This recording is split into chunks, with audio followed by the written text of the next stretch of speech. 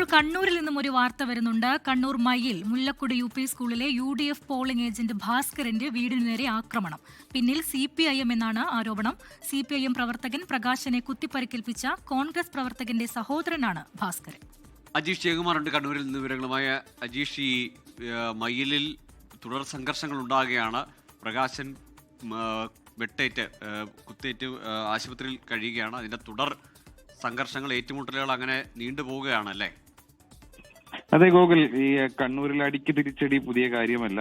ഈ നേരത്തെ പ്രകാശൻ കുത്തേറ്റ ആശുപത്രിയിൽ ചികിത്സയിലാണ്. അതിന് പിന്നാലെയാണ് ഇപ്പോൾ കോൺഗ്രസിന്റെ കുത്തി പരിക്കേൽപ്പിച്ച ഈ കൃഷ്ണന്റെ സഹോദരൻ ഭാസ്കരന്റെ വീടിന് നേരെ ഇപ്പോൾ ആക്രമണം ഉണ്ടായിരിക്കുന്നത്. ജനൽ ചില്ലുകളടക്കം എറിഞ്ഞ് തകർത്തിട്ടുണ്ട്. വീടിന്റെ ഒരു വശത്തായി വച്ചിരുന്ന പാർക്ക് ചെയ്തിരുന്ന ബൈക്കിന് നേരെയും ആക്രമണം ഉണ്ടായിട്ടുണ്ട്. പിന്നിൽ CPM പ്രവർത്തകരെന്നാണ് കോൺഗ്രസ് ആരോപിക്കുന്നത്. വൈകിട്ടാണ് ഈ അരിമ്പ്ര ഈ മുല്ലക്കുടി സ്കൂളിൽ വെച്ച് അവിടുത്തെ പോളിംഗ് ഏജന്റായിരുന്ന പ്രകാശനെ കുത്തി പരിക്കേൽപ്പിച്ചത്. പ്രകാശനും ഈ ഭാസ്കരനും ഇതേ പോളിംഗ് ബൂത്തിലെ ഏജന്റ് ആയിരുന്നു. ഒരുമിച്ച് പുറത്തിറങ്ങി വരുമ്പോഴാണ് വൈകിട്ട് 6:30 ആക്രമണം ഉണ്ടാകുന്നത്.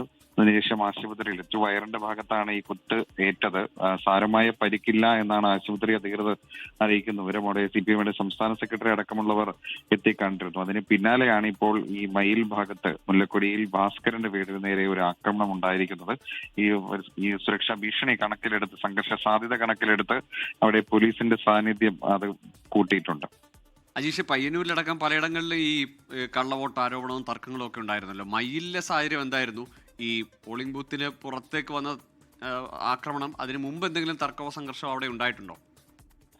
അവിടെ ഈ പോളിംഗ് തീരുന്നതിന് മുന്നേ ആയിട്ട് ചെറിയ രീതിയിൽ ഒരു സംഘർഷം ഉണ്ടായിരുന്നു എന്നാണ് CPM പ്രവർത്തകർ പറയുന്നത്. കോൺഗ്രസ് പ്രവർത്തകരും CPM പ്രവർത്തകരും തമ്മിൽ ചെറിയ രീതിയിൽ സംഘർഷം ഉണ്ടായിരുന്നു. അപ്പോൾ അത് അവസാനിപ്പിക്കാൻ ഇടപെട്ടത് ഈ പ്രകാശനായിരുന്നു എന്നാണ് CPM പ്രവർത്തകർ പറയുന്നത്. ഇരു വിഭാഗം തമ്മിൽ, പ്രവർത്തകരും തമ്മിൽ ഉന്തള്ളും ഉണ്ടായപ്പോൾ അത് അവസാനിപ്പിക്കാൻ ഈ പ്രകാശൻ മധ്യസ്ഥത വഹിച്ചു എന്നുള്ളതാണ് ഈ CPM പ്രവർത്തകർ പറയുന്നത്. അതിന് ശേഷമാണ് ഈ പുറത്തിറങ്ങിയപ്പോൾ 6:30 ഈ പോളിംഗ് എല്ലാം അവസാനിപ്പിച്ച് നടപടികളെല്ലാം പൂർത്തിയാക്കി ഏജന്റുമാർ പുറത്തിറങ്ങിയപ്പോൾ ഈ കൃഷ്ണൻ എന്ന് പറയുന്ന ആൾ ഓടി വന്ന് കുത്തിയത് എന്നാണ് CPM പ്രവർത്തകർ പറയുന്നത്. നിലവിൽ ഇയാളെ മയിൽ പോലീസ് കസ്റ്റഡിയിൽ എടുത്തിട്ടുണ്ട്.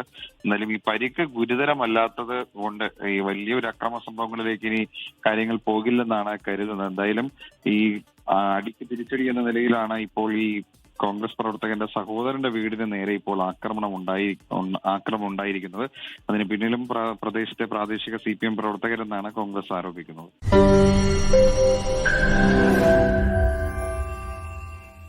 ലോകത്തെവിടെയായാലും ഏത് സമയത്തും 24 വാർത്തകളും ഓഗ്മെന്റഡ് റിയാലിറ്റി പാക്കേജുകളും എക്സ്പ്ലെയിനറുകളും വിശദമായി കാണാൻ ഞങ്ങളുടെ YouTube ചാനൽ നിങ്ങൾക്ക് സബ്സ്ക്രൈബ് ചെയ്യാം.